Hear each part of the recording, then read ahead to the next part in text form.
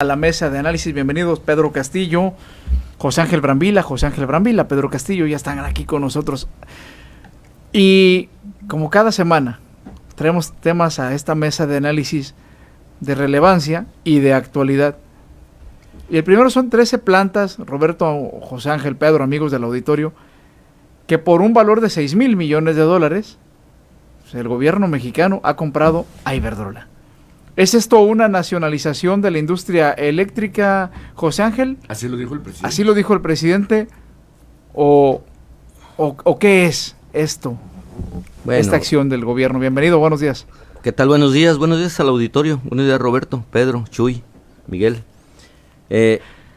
Iberdrola, todavía no hay mucha información, hay muchos claroscuros ahí. Desde luego que hablar de una inversión de 6,000 millones de dólares, pues no es una cantidad nada despreciable. Cuando habla de nacionalización, yo creo que el presidente está muy desinformado. O sea, cuando le dan la información, porque hay que entender que a él le informan, ¿verdad? Y está muy desinformado cuando habla de una nacionalización, pues en realidad las plantas no son de la nación, las adquiere un fideicomiso. Ahí esos 6,000 millones de dólares no se han pagado todavía. Lógicamente están soportados por la Secretaría de Hacienda, están ahí pendientes de pago, pero son 6,000 millones de dólares que van a salir en determinado momento. ¿De dónde? De las arcas del país o de la iniciativa privada. Pero más que nada las 13 plantas que pues no se adquirieron, ya estaban ahí funcionando y funcionaban con empleados directamente de Iberdrola. Cuando salió ganando el país, pues ahí es muy cuestionable. La disyuntiva es: ¿salimos ganando o el que salió ganando es Iberdrola? Yo recuerdo, hay un cuento en donde decía, en un pequeño pueblo, que había un español y un mexicano, Venancio y Pancho, que tenían tienditas de abarrotes y que pues les gustaba, a pesar de ser competidores, eran amigos y les gustaba jugar dominó con el padre del pueblo, con el notario, y ahí se la pasaban. Y un día otro español y otro mexicano dijeron: mira, te voy a demostrar, le dice Ruperto a Pepe, que los mexicanos somos más listos que los españoles. Dice: mira, vamos, y van a la tienda de Venancio. Oye, Venancio, ¿tienes velas con el pabilo abajo? No, dice, todos vienen con el pabilo arriba. Entonces dice: ¿qué hubo? Ya ves, y se van. Y si ahora vamos con Pancho. Oye, Pancho, ¿tienes velas con el pabilo abajo? Dice: velas con el pabilo abajo. Ah, sí, permíteme. Fue, agarró unas velas, las volteó hacia abajo y se las entregó. Y ya dice, salen y le dice: ¿ya ves, Pepe? ¿Ya ves cómo los mexicanos son más listos que los españoles? Y dice Pepe: bueno, dice, pero el hecho de que la tienda de Pancho esté más surtida que la de Venancio no significa que sean más listos, ¿no? Aquí en este caso, pues realmente el negocio lo hicieron, demostraron que los españoles son más listos que los mexicanos con el negocio que hizo Iberdrola. Ahora, en este caso, José Ángel, creo que sí es importante a veces en la radio referenciar lo que es una expropiación, lo que es una nacionalización, y en este caso, pues una compra. El presidente dijo nacionalización. Pedro Castillo. A ver, yo sí quisiera empezar este análisis bajo esa explicación hacia nuestro auditorio y quienes nos ven en las redes sociales, para que tengan más o menos un contexto de lo que se está sucediendo en materia energética en nuestro país. A ver, una parte fundamental de lo que significa la generación de energía parte de dos principios fundamentales. Uno, bajo qué condiciones, bajo qué hidrocarburos, bajo qué forma vas a generar esa energía, ¿no? Esa es la parte fundamental número uno. Y la segunda parte que tenemos que analizar es cómo vas a transmitir esa energía, porque habría que decirles a los que nos están escuchando y viendo que la energía que se produce no se guarda, ¿verdad? O sea, No es esa diferencia de un barril de gasolina o de petróleo. La energía se crea y se transmite. Y esa se mueve por las líneas de transmisión y llegan a su destino, ¿no? Entonces no hay una aquí que digan, mira, aquí hay una planta donde... No se pueden crear reservas. Reservas de energía para tener. Bueno, esas son dos bueno. cosas fundamentales que tenemos que entender sobre el tema de la creación de energía eléctrica. Bueno, en la primer parte, en lo que hablábamos sobre bajo qué condiciones se crea esta energía, pues podemos encontrar lo que son las termoeléctricas, que se utiliza el carbono para mover las turbinas y crear la energía.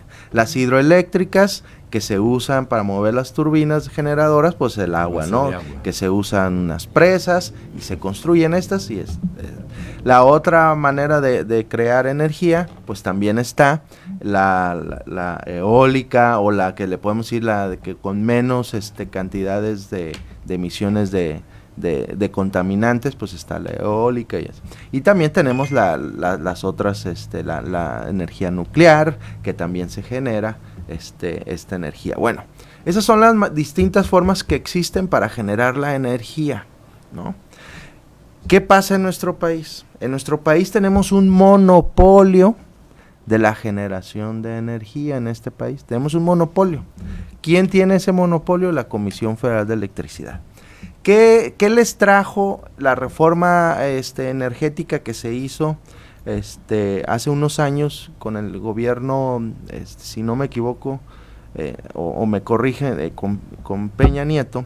Se hizo una reforma en la que se estaba promoviendo que la iniciativa privada se metiera a una condición de competencia en la generación de energía para distribuir hacia la población, o a quien ocupara los usuarios en este caso. Bueno, ¿qué fue lo que pasó? Algunas empresas de la iniciativa privada, como es Iberdrola, empezaron a construir plantas generadoras de energía, y esa energía que ellos producían, la Comisión Federal de Electricidad la tomaba y la compraba, y la Comisión Federal la distribuía hacia donde tenía que llegar. Bueno, esta situación que estábamos viendo ahorita, de qué se produce y qué se transmite, llegamos a este punto donde dice el presidente, vamos a nacionalizar la energía eléctrica, ¿verdad? ¿Pero qué va a nacionalizar? Mi pregunta es, la nacionalización, eso estamos hablando desde una perspectiva que sea el gobierno o el Estado dueño de la producción y transmisión de la energía eléctrica. Bueno, pero hablando a cuestiones así reales, pues la nacionalización pues se ha mantenido, no ha habido una condición en la que ya el monopolio ya no lo tenga CFE. CFE sigue siendo del Estado, y el monopolio ahí está. Lo que nosotros hemos estado viendo, y la condición que se está viviendo en el tema energético, es que este monopolio lo que está generando es un encarecimiento de la energía eléctrica, y segundo, se ha demostrado que el Estado cada vez es mejor administrador, y en este sentido la energía que genera la Comisión Federal de Electricidad es cara, y por lo tanto a los usuarios nos llega una situación que nos afecta en el precio de la energía. ¿Qué es lo que se buscaba con una reforma energética? La competencia. Todo hay que entenderlo. Para que puedan generarse unas mejores condiciones de precios, costos, hay que verlo desde el ámbito de la oferta y la demanda.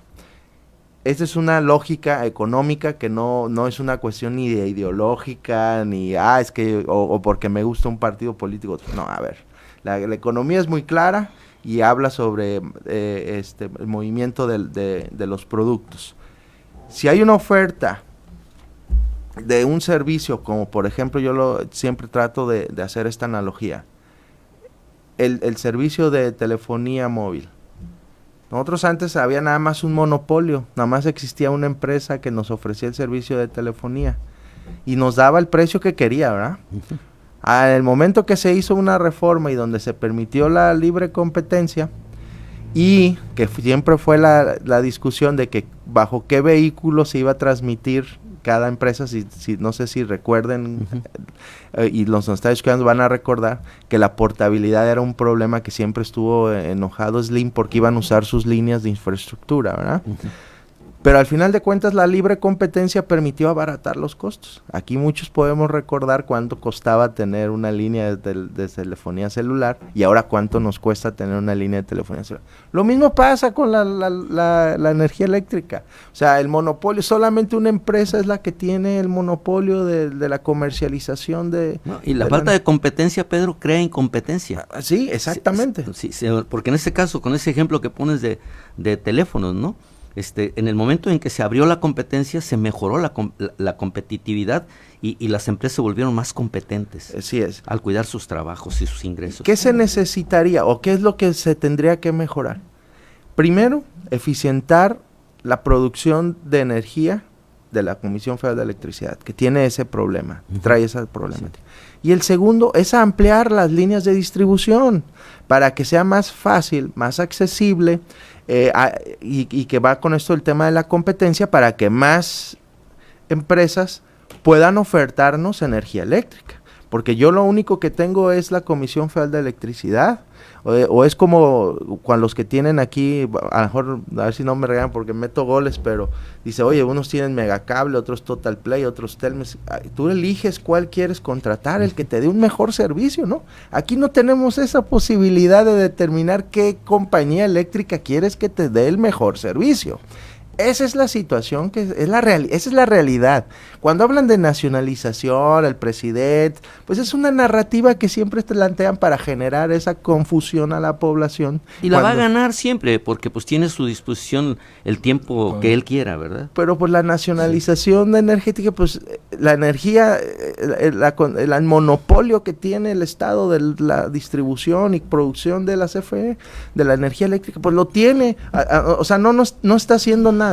Lo que sí llama la atención en lo que tú decías, José Ángel, es quién va a comprar esas plantas, porque no lo va a comprar el Estado, la va a comprar una asociación, un grupo de inversión privado que se llama México Infrastructure, que así como que no podía Peña Nieto tampoco ni pronunciarlo, yo también ya parezco como él. México Infrastructure y no sé qué otra cosa, pero con capital privado y recursos de un fideicomiso de recursos. Sí, y que no se sabe cuánto dinero público hay invertido ahí en ese fondo. Exactamente, eso no se sabe. Sí, no se sabe. Son Por eso digo que 6,000. todavía hay muchos claroscuros ahí en ese proyecto. Ahora, yo sigo... Es ley cuando una autoridad como un presidente de un país, y así es válido nacionalizar lo que dijo, es válido, o sea... No, yo creo que, Roberto, no, yo creo que lo dijo muy claro ya Pedro. Pedro, ¿no? claro, Sí. pero yo vuelvo a insistir, y lo que tú también dijiste, José Ángel, el presidente pues tiene sus asesores, sus secretarios correspondientes. Pero yo creo pero el que da la cara es él. Sí, pero... Y en un momento dado, el que te quedas con las dudas, incluso en España mismo, fue motivo de burla. Pero puede decirlo el presidente, porque lo que él está queriendo generar una narrativa o contar una historia, aunque es falsa, pues, o sea, hay que decirlo, es falso. O sea, es la realidad es esta. Yo nomás les pregunto. Fue un término de momento que usó él, nacionalizar. Sí, pero no para un tema narrativo nada más, sí. Para engañar o confundir a la población, porque cuando habla de nacionalización, o sea, pues ¿cómo puedo hablar de eso? Si nosotros, a ver, yo le digo a cualquiera que nos esté escuchando, nos esté viendo, que me diga si puede ir a otro lugar a solicitar que tenga luz eléctrica, más que a la CFE. ¿Y la CFE de quién es? Del Estado, y es una paraestatal. Y entonces, ¿qué significa eso? Monopolio. El monopolio pero la energía en nuestro país está nacionalizada desde hace muchos años. Es que hay una situación, ¿cómo vas a nacionalizar lo que ya es ya tuyo? Está nacional. El caso contrario, exactamente primeramente, esto es igual que el litio. Nacionalizar el litio cuando ya el litio no era más que del país, ¿sí? Y en este caso, lo de Pemex, cuando el general Lázaro Cárdenas, efectivamente el petróleo no era del país, el petróleo era de empresas productoras del extranjero, todas. López Mateos se engañó también cuando la expropiación eléctrica, que de repente la comisión, o ¿cómo se llama? Sí, la de Luz y Fuerza del Centro, siguió ajena a la Comisión Federal de Electricidad. Bueno, pero ¿de dónde se pagaban los empleados? Pero era del Estado. Sí, era del Estado. Pero sí, a lo que voy, que se habló de la nacionalización de la energía eléctrica. Es que, mira, si hablamos de una nacional, pero si hablamos de una nacionalización, tendríamos que partir del principio de quién es o quién es dueño de. Voy a dar el ejemplo de Estados Unidos. En Estados Unidos, tú eres dueño, si en tu terreno encuentras petróleo, tú eres dueño de ese petróleo. Así es. O sea, no es del Estado, eres tú dueño de ese petróleo. Una nacionalización sería que el día de mañana Biden en Estados Unidos diga todo el petróleo es del país, entonces esté donde esté. Y todas esas personas que ahorita tienen en su terreno un petróleo, pues ya tendrían no es de que ser ellos. Indemnizadas. Bueno, o expropiarlo. O expropiarlo bajo dos vías. Sí. Esa es una nacionalización. Yo hablo aquí una nacionalización de la energía, cuando la energía pues es tuya. Es aquí, pues no hay. O sea, eso es lo que estamos aquí planteando. Es una narrativa que solamente pues y otra cosa, Pedro, más que nada, los ataques de que había sido víctima Iberdrola desde que entró este gobierno, en donde eran los malos, eran los que abusaban del país, ¿sí? Era la empresa, ahora sí, más señalada, en este caso por el gobierno de México, de que estaba haciendo las cosas mal, de que estaba robando y todo, y de pronto se convierten en los amigos de México, en los amigos del presidente, y dice, es cierto, nos enfrentamos, pero miren, hablamos claramente, y ya, yo le dije que cómo era posible que hubieran tomado como empleado a un presidente de la República. Ellos me dijeron que yo era un populista. Entonces, hubo ataques duros, y sin embargo, miren, podemos llegar a acuerdos. Pues qué bueno que se pueden llegar a acuerdos, ¿verdad? Ahí hay dos lecturas que tendríamos que ver. Uno, ya metiéndonos al tema de Iberdrola, ¿por qué Iberdrola, no? Yo lo vería de dos puntos. Uno, ¿qué sucede cuando aquí mismo en esta mesa estábamos hablando de la inversión que venía a este país con Tesla, ¿no? Tesla, una empresa que fabrica vehículos eléctricos, viene y hace una inversión, una décima parte de las remesas, para que se dé una idea a nuestro auditorio. Lo que va a invertir Tesla significa apenas una décima parte de las remesas que llegan a este país al año. Pero es una inversión importante y por todo lo que hay alrededor de él. Lo que estamos viendo ahorita, que se va Iberdrola, es como si se fuera Tesla, más o menos. Sí. O sea, el mensaje político, económico, ese es. Llega una empresa, pero se va a otra. O llega una empresa a traer dinero y llega otra se lo lleva. Llega otra, sí, y esos son los mensajes antagónicos que te puede generar sobre si existe una tendencia a la inversión o a la no inversión del país. Y segundo punto, aquí hay un tema muy importante que no debemos dejar pasar. El tema es, a diferencia de lo que es la inversión de Tesla, que es una planta fabricadora de vehículos, en el Tratado de Libre Comercio, en el NAFTA, existe una cláusula sobre el tema de las energías, de las empresas o de la energía de los países miembros, sobre quiénes deben de invertir, sobre bajo qué condiciones y la huella de carbono de la generación de energía de los países. Entonces, mientras los otros países están transitando a un tema, bueno, no solo los otros países del NAFTA, todo el mundo ya está transitando a las energías limpias, esa inversión, por decir, de los 6,000 millones de dólares que se van a gastar ahí, pues mejor pues hubieran invertido en energías limpias, ¿no? Sí, para el futuro en México. Para ahora sí poder hablar, sí, a lo mejor de alguna... Más concreto, ¿no? Sí, porque, a ver, ¿qué va a hacer Iberdrola? Recibe, o sea, tiene esas plantas que contaminan y todo, y que él tenía, por decir algo, no sé, 500 empleados, ¿sí? Atendiendo esas plantas, porque estamos hablando de 6,000 millones de dólares.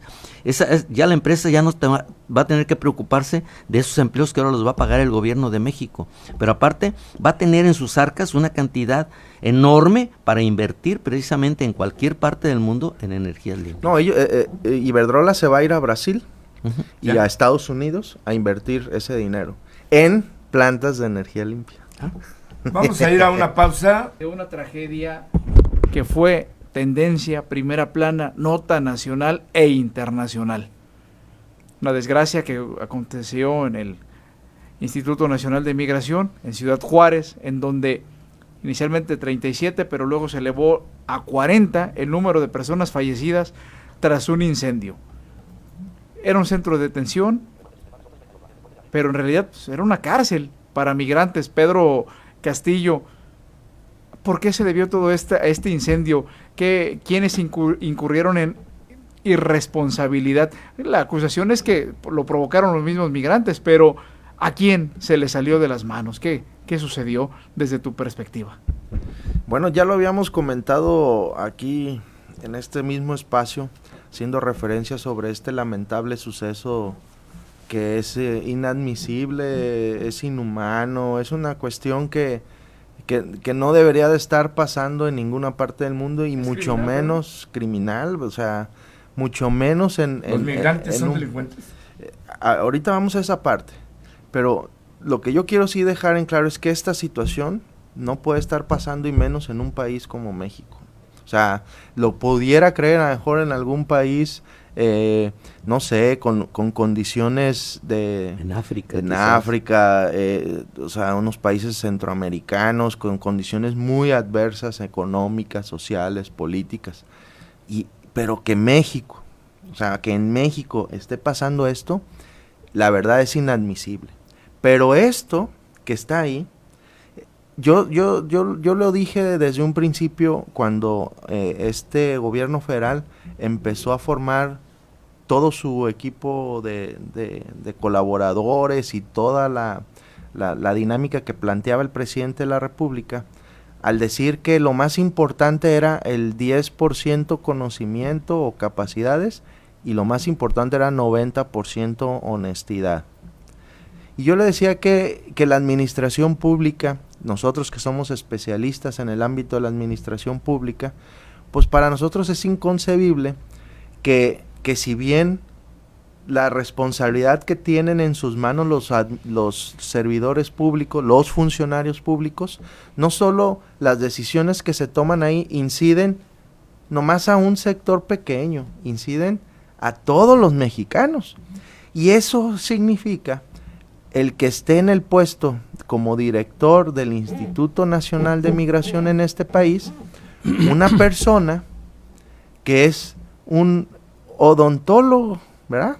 O sea, un odontólogo como encargado del Instituto Nacional de Migración. O sea, ese es el resultado cuando hablas de un 10% capacidad y un 90% perfil de los honestidad. Exacto. O sea, y lo que vimos en ese lamentable suceso donde fallecen 40 personas, no hay más que una negligencia de este gobierno federal. Eso se llama una negligencia. ¿Por qué? Porque no es posible que quienes estuviesen ahí no hayan tomado acciones bajo un protocolo de actuación en condiciones o en situaciones de estas. ¿Y eso quién lo hace? Pues eso solamente lo pueden hacer personas que tienen conocimiento, que tienen capacidad, que tienen experiencia en este ámbito y en estas condiciones. Y yo lo que veo aquí es que más allá que si los migrantes son delincuentes, más allá que si el centro de detención era un centro de detención o no era una cárcel o qué era. O sea, más allá de eso, nosotros estamos hablando con lo que se vio en el video de una negligencia de las autoridades. No hay de otra.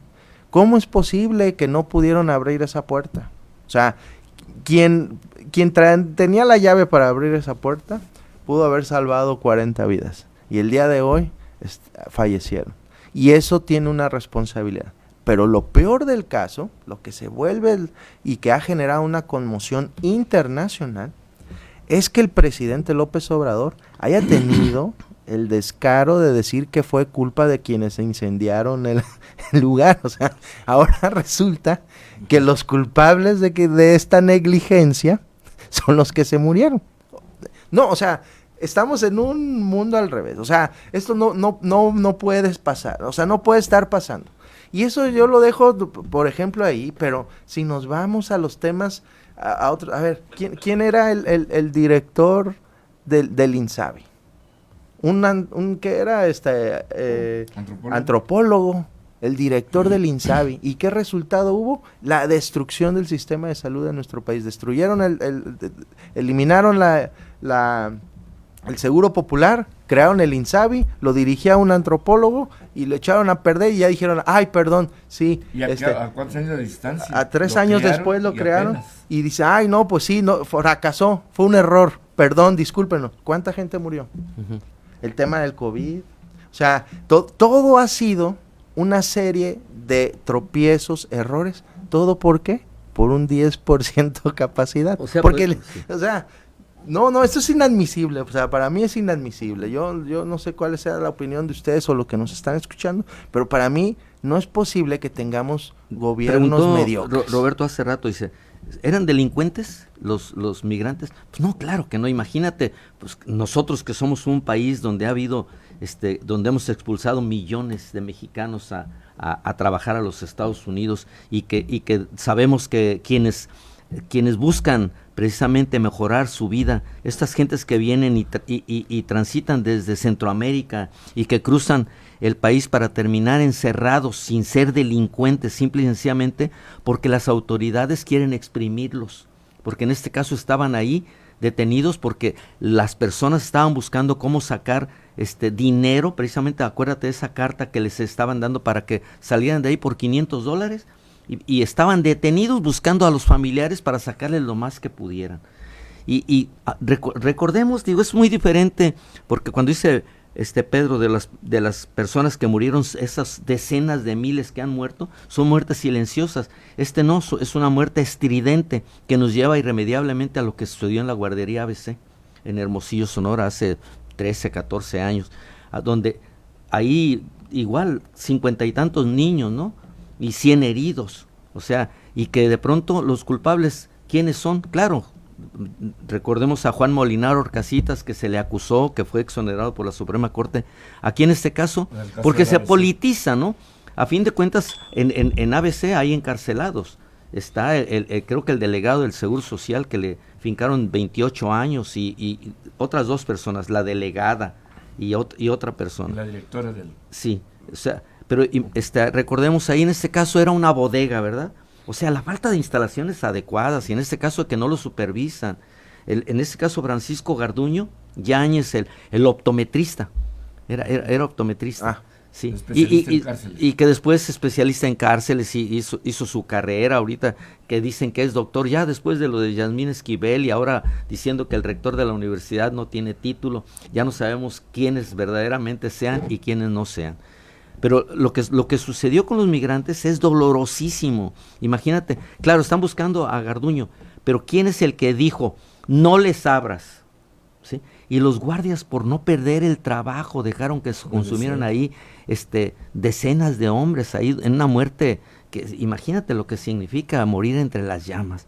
Yo creo, como dice Pedro, eso es inadmisible. Bueno, el siguiente tema, la nueva presidenta del INE, y ahí dejamos el tema de los migrantes, la historia negra del gobierno de Andrés Manuel López Obrador, lo mismo que de Calderón con el tema de la guardería de allá en Hermosillo, Sonora, como fue también para Enrique Peña Nieto el crimen de los de Ayotzinapa. Pero yo no los conecto, o sea, no pero tienen me refiero que absolutamente nada cada que ver. sexenio tiene su marca. Sí, pero Como a ver, una historia negra que los va pero a recordar siempre. Pero esa narrativa, esa forma de decir, es que el tema de la guardería ABC fue culpa de Calderón. El escenario y las condiciones del tema de la guardería son muy totalmente ajenos fue al tema de la bodega que había al otro lado. Pero más que eso, José Ángel, la guardería, independientemente de las condiciones o los permisos que haya tenido o las validaciones de que tuviese para que funcionara, fue un accidente. Pues, A ver, fue un accidente. Nadie quiso incendiarlo, ¿verdad? Sí. Nadie dejó encerrada a la gente, o sea, bajo llave. No, a ver, eso fue un accidente que se salió de control. No hubo que ni siquiera se originó ahí. ahí. Fue en una instalación de privados, no del Estado, privados, el ABC. No soy no quiero hacer la de abogado del diablo, pero hay que ver las cosas como fueron, reales, o sea, dejémonos ya de estar inventando o sea, el caso de Ayotzinapa. El caso de Ayotzinapa ya lo han visto, ahí están los videos. ¿Qué vehículos fueron los que se llevaron a los estudiantes? Ahí están los videos. ¿Qué vehículos eran? ¿Qué policías eran? Municipales. ¿Qué tiene que ver Peña Nieto en ese aspecto? Había un presidente municipal bueno, pero ya, que agarren y se pongan... esa es otra cosa. Son situaciones y que hay que dejarlas claras como son para no engañar a la gente, no engañemos, digamos las cosas como fueron. Que la oposición, en este caso, en ese momento, los de Morena y López Obrador, se aprovecharon de estas tragedias o estas situaciones para beneficio de ellos y hacer lucro, esa es otra cosa. Pero la realidad fueron distintas. Pero lo que estamos viendo del Instituto Nacional de Migración, es una instalación del Estado. Es una instalación del Estado. Y hay una negligencia clara, el video lo dice, ahí está la puerta encerrada bajo llave y nadie fue para abrirla. Los agentes. Esto es algo totalmente distinto, no lo podemos comparar. Por eso yo digo, quitémonos esa parte de es que este partido, esto no es de partidos, es un ejercicio público. Entonces, hay casos muy distintos y lo que vimos ahí es una negligencia clara en una instalación del Estado. El tema siguiente, la nueva presidenta del INE. Dos que a mí en lo personal me llaman la atención, cuando le pide que a los partidos que respeten las decisiones del INE y el haber rechazado ir al Palacio de Cobián con el secretario de Gobernación. Y la otra, simple, sencilla, no sé si haya tendencia de que levanta el brazo izquierdo cuando protesta como nueva presidenta del INE. Pero el beneficio de la duda, sin extrañar a nadie, simplemente vuelta a la página, ¿qué se espera de esta nueva presidenta del INE en su actuar y en donde pues ya parece que está saliendo librada de algunos temas? José Ángel Brambila. No, bueno, es el hecho de que haya levantado la mano izquierda para protestar. Bueno, pues ahora sí que no ha sido la única, no es la primera. Creo que ya hemos visto ejemplos en varias, desde gobernadores que han tomado la protesta y levantan la mano izquierda. Yo creo que eso es más irrelevante, aunque tenga algún significado. Pero más importante es el actuar. Entra y lo que ha significado hasta ahorita ha sido el silencio. No da entrevistas, no quiere que sepan realmente cuál es su manera de pensar. Yo quiero pensar que pues primeramente se está familiarizando y no quiere hablar antes de conocer realmente el interior. Ya dijo que va a revisar todos los sueldos, que va a revisar las prestaciones y que nadie va a ganar más que el presidente y que va a empezar por ella. O sea, se le da énfasis a cosas que no son las que le interesan al pueblo de México. Yo creo que lo que más le interesa al pueblo de México en este caso es cómo se van a llevar a cabo las elecciones. Y vamos a tener la muestra en las próximas elecciones, ahora en junio, del Estado de México y de Coahuila. Y ahí yo creo que es donde va a marcar, va a dejar su huella la presidenta en este caso y los colaboradores. Porque ya empiezan a saberse muchas cosas. Por ejemplo, una de las consejeras, Norma Cruz, que tiene doble nacionalidad porque no renunció a la nacionalidad británica, que ni siquiera debería haber sido electa, y que además está acusada de que les pide moches a los trabajadores y que se los entreguen a su madre, etcétera. Ya empiezan a manifestarse en el INE muchas irregularidades, y que esperemos ver a ver cuál va a ser el actuar de ella. Todavía vamos a ver su actuar en las próximas elecciones, y no sé qué va a pasar de aquí entonces. Mira, de lo que estábamos, también lo habíamos platicado aquí semanas atrás sobre cómo venía este proceso de selección, ¿no?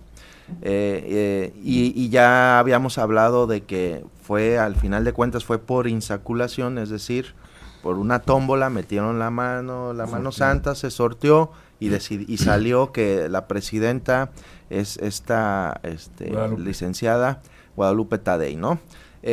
Y ella fue la electa. Por suerte, ¿verdad? Por la suerte de... La tómbola. La tómbola de esta suerte. Pero ya habíamos dicho que en esa tómbola había 5 mujeres. De esas 5, solo una no estaba ligada a temas tan cosanguíneos con Morena, ¿verdad? Y dentro de toda de estas 5 mujeres, pues salió Guadalupe Tadei, y ella es una mujer que está identificada, que sus familiares son gente muy identificada con el partido político de Morena. Yo nomás lo que quiero dejar muy en claro, hay que decirlo. Ella, dentro de estos 5, tiene una trayectoria en el ámbito electoral. Eso es innegable. La presidenta tiene conocimiento, tiene experiencia, y no es una improvisada. Fue presidenta del Instituto Estatal Electoral de Sonora. Así es. O sea, no es una improvisada. Sí. Entonces eso es un aliciente dentro de lo malo, lo bueno.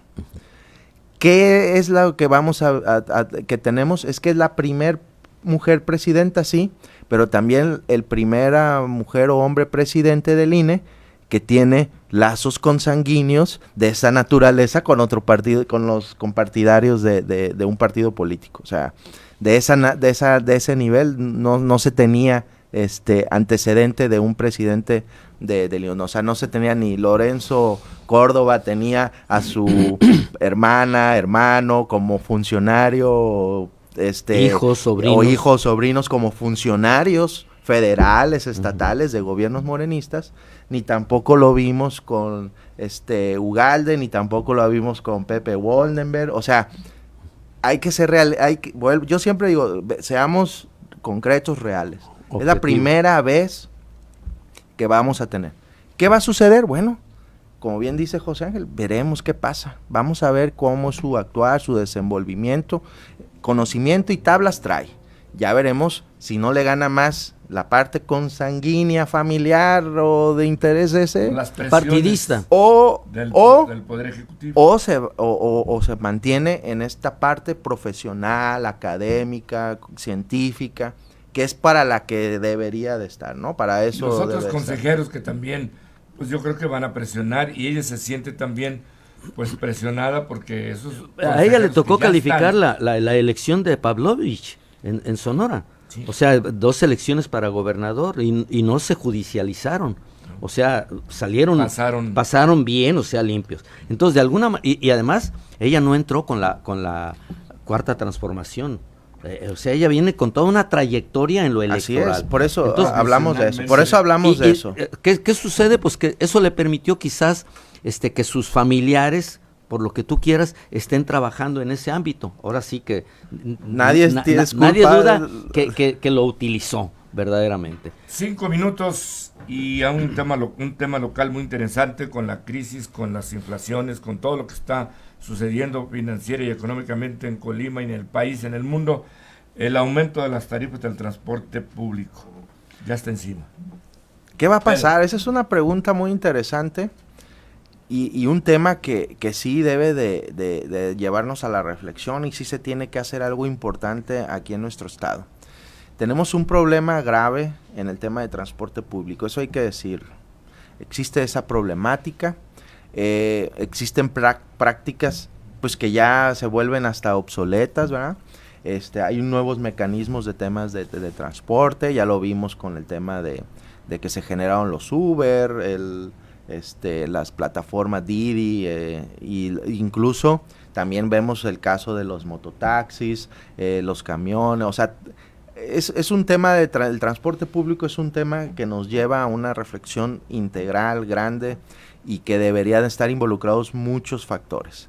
Lo que sí llama la atención es que a pesar de que se esté exigiendo desde la parte privada o los concesionarios, en este caso del transporte, estén pidiendo desde hace muchos años un incremento, no se ve o no hemos visto que se esté buscando un plan de ese calado que nos sirva para que todos ganen. O sea, una cosa es ver el transporte público desde una perspectiva, desde el concesionario, otra desde como usuario y otra como gobierno que regula y evalúa. Y eso no he visto yo hasta ahorita ningún indicio, interés o una convocatoria donde estos tres sectores se agrupen y busquen una solución que termine beneficiando a todos. Bueno, aquí el asunto más que nada es que las plataformas particulares, pues ellos no están sujetos a lo que decían las autoridades, ellos cobran y punto. En ese caso, cuando hablamos de los taxistas y que había un comentario uno de ellos, porque esos 25 pesos que se cobran en el centro, en el primer cuadro de la ciudad, bueno, la verdad es que simple, y luego hablan del precio de la gasolina y es muy cierto. Yo creo que hay una causa muy justificada por los cuales ellos solicitan el aumento. Y claro, hay abusos, claro que sí hay abusos, pero también yo creo que se debe precisamente las autoridades deben estar muy al pendiente. A eso voy. Y sí.